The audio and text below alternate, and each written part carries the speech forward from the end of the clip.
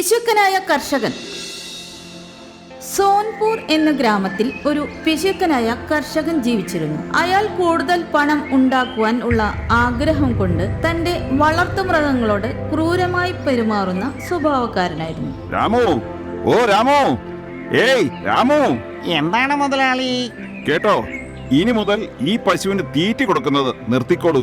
ഇവളിപ്പോൾ പാല് തരുന്നില്ലല്ലോ. ശരി മുതലാളി. ഇതിനെ വളർത്തിയിട്ട് ഒരു ലാഭവും കിട്ടാൻ പോകുന്നില്ല, മറിച്ച് നമുക്ക് നഷ്ടം മാത്രമേ ഉള്ളൂ. അതുകൊണ്ട് ഇതിനെ നമുക്ക് ആ വ്യാപാരിക്ക് വിൽക്കാം. അപ്പോൾ നമുക്ക് കുറച്ച് പണവും കിട്ടും. ശരി മുതലാളി, അങ്ങ് പറയുന്ന പോലെ തന്നെ. ആ, പിന്നെ ഒരു കാര്യം കൂടി, നമ്മുടെ ഒരു കാളയുടെ കാര്യവും വ്യാപാരിയോട് സംസാരിക്കാനുണ്ട്.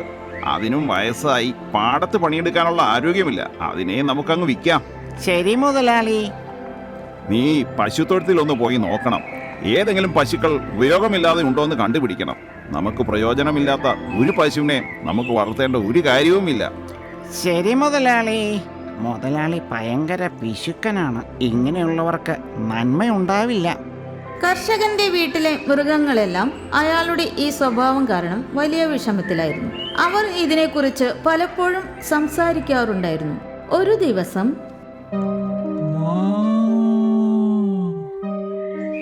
നമ്മുടെ ഈ യജമാനൻ ഒരു നിർദയനായ മനുഷ്യനാണ്. ഇയാൾ എന്നെ നാളെ വിൽക്കുവാൻ കൊണ്ടുപോവുകയാണ്.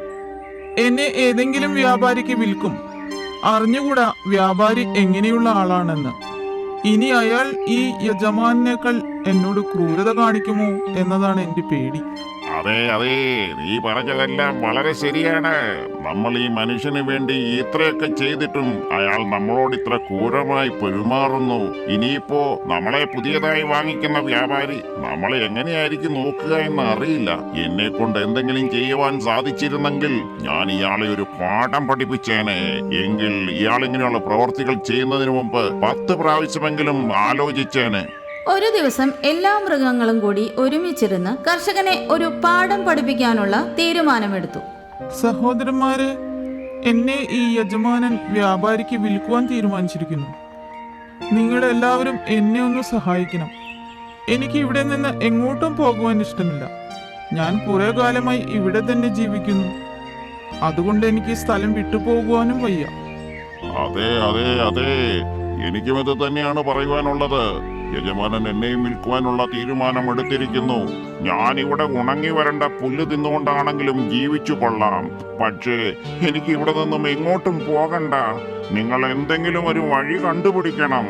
അയാൾ നമ്മളോട് കാണിക്കുന്ന ഈ അക്രമങ്ങൾക്ക് ഒരു തടയിടണം. അതെ സഹോദര, നിങ്ങൾ പറയുന്നത് സത്യമാണ്. നമ്മൾ എല്ലാവരും കൂടി എന്തെങ്കിലും ആലോചിച്ചൊരു തീരുമാനമെടുക്കണം.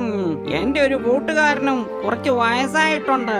ഇപ്പോൾ വീട്ടുകാവൽ ചെയ്യുവാൻ ബുദ്ധിമുട്ടാണ്. അതുകൊണ്ട് ഇയാൾ അവന് ഭക്ഷണം കൊടുക്കുന്നത് നിർത്തി. അതുകൂടാതെ അവനെ വീട്ടിൽ നിന്നും പുറത്താക്കി. അയ്യോ, അത് വളരെ മോശമായി പോയല്ലോ. നോക്കൂ, ഇവിടെ എല്ലാവരിലും ഏറ്റവും കൂടുതൽ ബുദ്ധിയുള്ളത് നിങ്ങൾക്കാണ്. അതുകൊണ്ട് ഇതിനുള്ള പരിഹാരം നിങ്ങൾ തന്നെ കണ്ടെത്തണം. ഞങ്ങൾ എല്ലാവരും നിങ്ങളെ പിന്തുണയ്ക്കും. ഇല്ല ഇല്ല, എരുമ എല്ലാവരിലും പ്രായവും അനുഭവമുള്ളയാളാണ്. അതുകൊണ്ട് ഈ ജോലി അയാൾക്ക് കൊടുക്കാം. അയ്യോ, ഇല്ലേ ഇല്ല, എന്റെ ബുദ്ധിയല്ല. അഥവാ എന്റെ അടുത്ത് ഇത്ര ബുദ്ധി ഉണ്ടായിരുന്നെങ്കിൽ ഇതുപോലെ വയലിൽ ഞാൻ ചത്തു പണിയെടുക്കുമായിരുന്നു. അസുഖം വന്നാലും എന്നെ കൊണ്ട് പണിയെടുപ്പിച്ചേനെ. ഞങ്ങൾ ഈ ഉത്തരവാദിത്വം നിങ്ങളെ തന്നെ ഏൽപ്പിക്കുന്നു. ശരി, നിങ്ങൾ എല്ലാവരും ഇങ്ങനെ ആഗ്രഹിക്കുന്നുവെങ്കിൽ ഞാൻ തന്നെ ഈ ഉത്തരവാദിത്വം ഏറ്റെടുക്കാം. പക്ഷേ എനിക്ക് കുറച്ച് സമയം വേണം ആലോചിച്ചൊരു തീരുമാനമെടുക്കാൻ. നായ ഒരു ഗ്രാമീണനോട് ഈ കാര്യങ്ങളെല്ലാം സംസാരിച്ചു. നിങ്ങളൊരു മൃഗസ്നേഹിയാണല്ലോ, അതുകൊണ്ടാണ് ഞാൻ നിങ്ങളോടൊരു സഹായം ചോദിക്കാനായി വന്നത്. ശരി ശരി, ഞാൻ എന്ത് കാര്യമാണ് നിങ്ങൾക്ക് ചെയ്തു തരേണ്ടത്? എന്തു പറയാനാണ്, ഞങ്ങളുടെ യജമാനൻ ഒരു ക്രൂരനായ മനുഷ്യനാണ്. അയാൾ ഞങ്ങളോട് വളരെ ക്രൂരമായാണ് പെരുമാറുന്നത്. അയ്യോ, അത് തെറ്റായ കാര്യമാണല്ലോ. എന്താ നിങ്ങളാരും ഇതിനെതിരെ അയാളോടൊന്നും സംസാരിച്ചിട്ടില്ലേ? ഞങ്ങൾ പല പ്രാവശ്യം എതിർത്തിട്ടുണ്ട്. അപ്പോഴെല്ലാം അയാൾ കൂടുതൽ ക്രൂരമായി പെരുമാറും. ഞങ്ങളെ വലിയ വടി കൊണ്ട് അടിക്കാറുമുണ്ട്. ഭക്ഷണവും വെള്ളവും തരാറില്ല. അയ്യോ, ഇതൊട്ടും ശരിയായ കാര്യമല്ല. പക്ഷേ ഞാൻ നിങ്ങളെ എങ്ങനെയാണ് സഹായിക്കുക? നിങ്ങൾ ഞാൻ പറയുന്ന ഒരാളുടെ അരികിലേക്ക് പോകണം. അയാൾ ഒരു വ്യാപാരിയാണ്. നിങ്ങൾ അദ്ദേഹത്തോട് നിങ്ങളെ സോൻപൂർ ഗ്രാമത്തിലെ കർഷകൻ അവിടേക്ക് അയച്ചതാണെന്ന് പറയണം. അത് ശരി. എന്നിട്ട് അയാളോട് പറയണം കൃഷിക്കാരന്റെ ആരോഗ്യം മോശമാണെന്ന്. അതുകൊണ്ട് നിങ്ങളെ അയച്ച് കുറച്ച് പണം ആവശ്യപ്പെടുവാൻ പറഞ്ഞുവെന്ന്. അയാളുടെ കയ്യിൽ നിന്ന് പണവും മേടിച്ച് നിങ്ങൾ ഇവിടെ വരണം. ശരി ശരി, ഞാൻ അങ്ങനെ തന്നെ ചെയ്യാം. പക്ഷേ അതുകൊണ്ട് കർഷകനെ എങ്ങനെയാണ് നമ്മൾ പാഠം പഠിപ്പിക്കുന്നത്? ഇതിനെപ്പറ്റി ഞാൻ പിന്നീട് പറഞ്ഞു തരാം. ശരി, അങ്ങനെയാവട്ടെ. നിങ്ങൾ ആരാണ്? എന്തിനാണ് നിങ്ങൾ ഇങ്ങോട്ട് വന്നത്?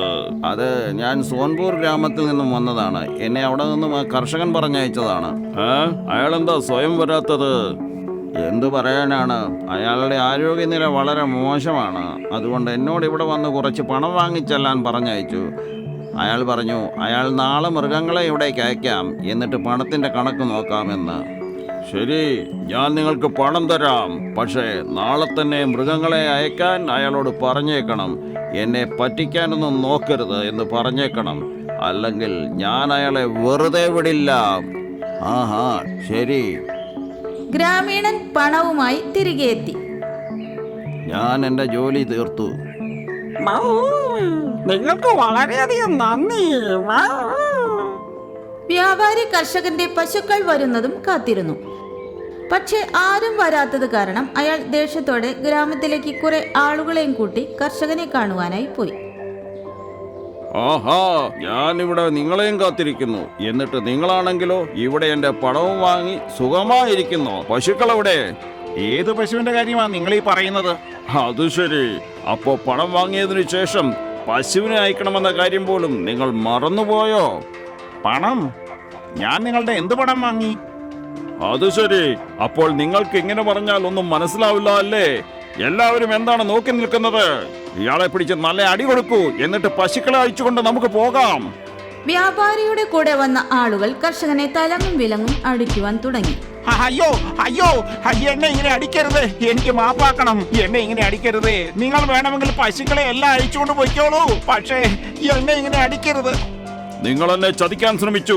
ഞാൻ നിങ്ങളെ വെറുതെ വിടില്ല. അയ്യോ അയ്യോ, ഒന്ന് നിർത്തോ. എന്റെ എല്ലുകളെല്ലാം ഒടിഞ്ഞു പോകുന്നേ. അയ്യോ, ഞാൻ ചത്തുപോകും. അയ്യോ, എന്നെ വിടൂ, എന്നെ വിടൂ, ഞാൻ ചത്തുപോകും. അയ്യോ. കർഷകനെ കുറെ ഉപദ്രവിച്ചു കഴിഞ്ഞപ്പോൾ മൃഗങ്ങൾ എല്ലാവരും കൂടി വന്ന് വ്യാപാരിയുടെ ആളുകളെ കുത്തി ഓടിക്കുവാൻ തുടങ്ങി. അയ്യോ അയ്യോ, ഇവരെല്ലാവരും നമ്മളെ കുത്താൻ വരുന്നേ. ഓടിക്കോ, ഓടിക്കോ, അയ്യോ, നമ്മളെ കുത്തിക്കൊണ്ട് ചത്തുപോകുമേ. ഓടിക്കോ, ഓടിക്കോ, എല്ലാവരും ഓടിക്കോ. അയ്യോ, ആരെങ്കിലും എന്നെ രക്ഷിക്കൂ. ഇവരൊരു ചെകുത്താനാണല്ലോ, എന്നെ കടിക്കുവാനായിട്ട് വരുന്നു. അയ്യോ അയ്യോ. മൃഗങ്ങളുടെ ഈ പ്രവൃത്തി കണ്ട് കർഷകൻ വളരെ സന്തോഷവാനായി. നിങ്ങളെല്ലാവരും എന്നോട് ക്ഷമിക്കണം. ഞാൻ നിങ്ങളുടെ എല്ലാം വളരെയധികം അക്രമങ്ങൾ കാണിച്ചിട്ടുണ്ട്. ഇനി ഒരിക്കലും എന്റെ ഭാഗത്തു നിന്നും അങ്ങനെയുള്ള തെറ്റുകൾ ഉണ്ടാവില്ല. താമസിച്ചാണെങ്കിലും നിങ്ങൾക്ക് ബുദ്ധി വന്നല്ലോ ഇപ്പം. വളരെ നല്ല കാര്യം.